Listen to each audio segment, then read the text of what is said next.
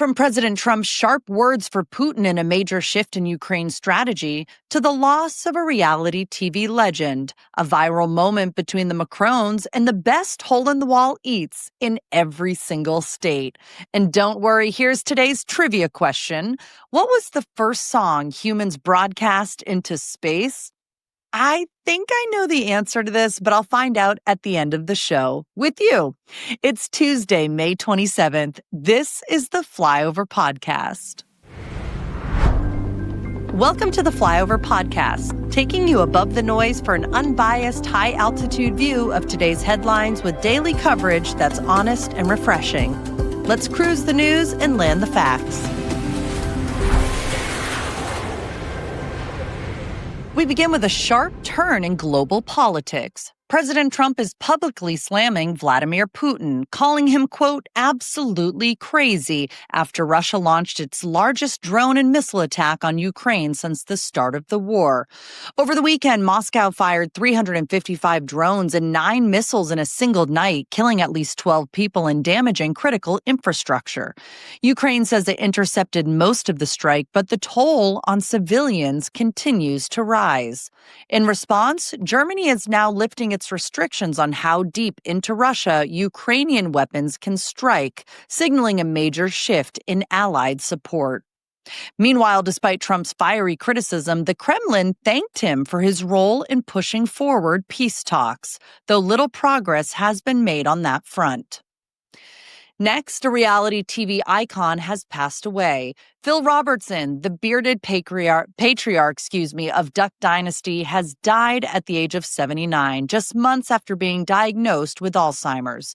Robertson was the founder of Duck Commander, the family-run hunting company at the center of the hit A&E show, which ran for 11 seasons and became a pop culture phenomenon. The show, if you watched it, followed his wife, Kay, their sons, and a cast of camo-wearing relatives through faith, business, and backyard shenanigans. Earlier this year, A&E announced a reboot called Duck Dynasty: The Revival, and now fans are mourning the man who started it all.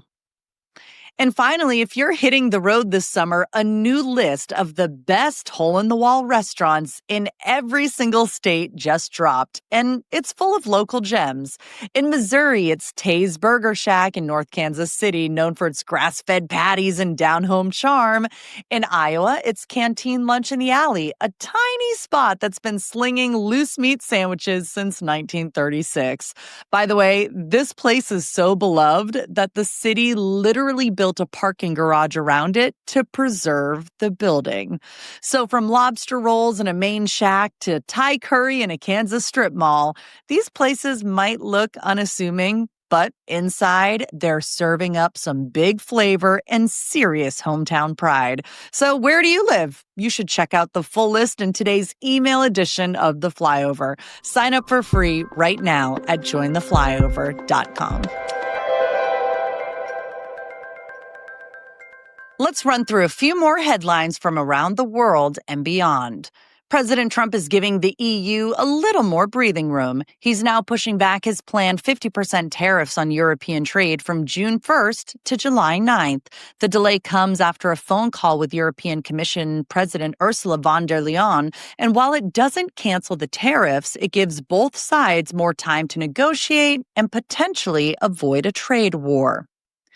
In Washington, we're remembering Charlie Rangel, the longtime Democratic congressman from Harlem who passed away Monday at the age of 94. Rangel served nearly 50 years in the U.S. House, making him one of the longest-serving lawmakers in history. He was also a decorated Korean War veteran, receiving a Purple Heart and the Bronze Star for his service.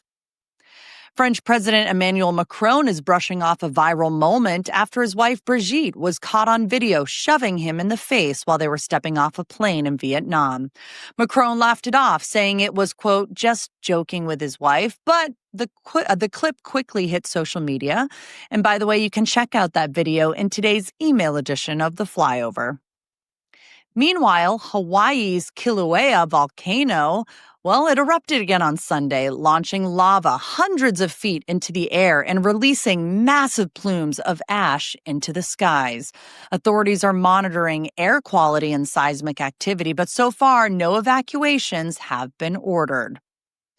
And looking to the stars, literally, the European Space Agency will beam the Blue Danube waltz into space next week to honor both the 200th anniversary of composer Johann Strauss II and the ESA's 50th birthday.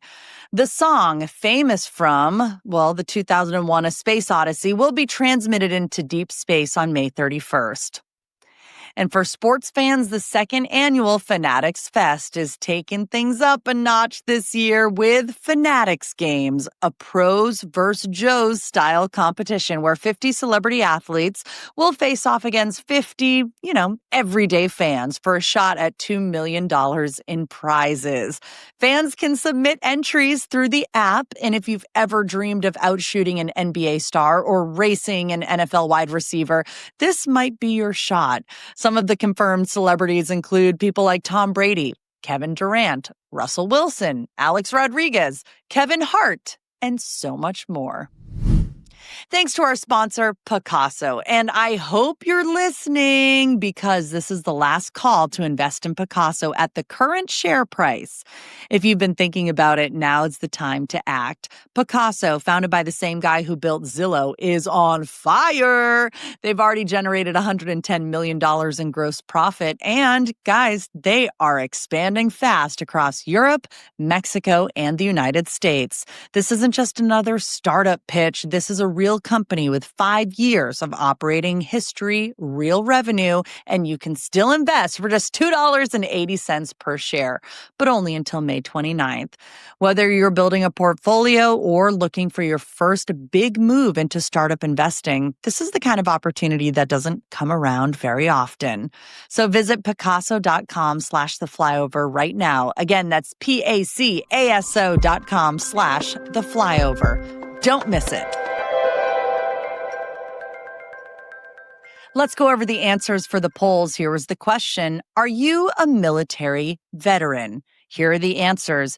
57% said no, 34% said yes, and 9% said that you are currently serving. From all of us here at The Flyover, no matter if you are currently serving or have, we appreciate your service. Thank you so much.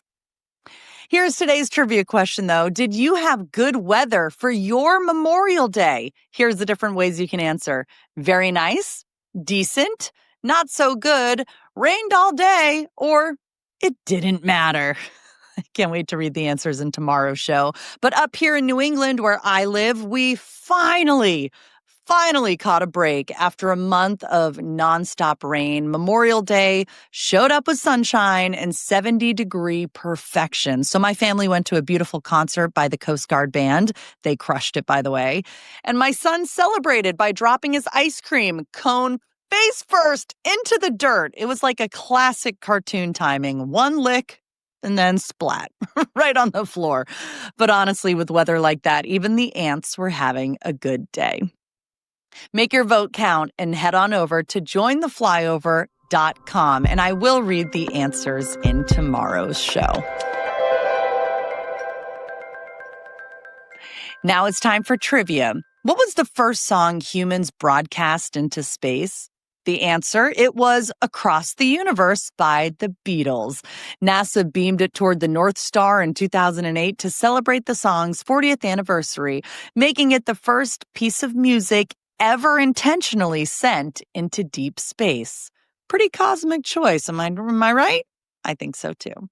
That's all for today's shorter episode of the Flyover Podcast. My name is Ayla Brown. Thanks as always for making us part of your day. You can catch us anytime, by the way, on Apple Podcasts, Spotify, or wherever you like to listen or watch.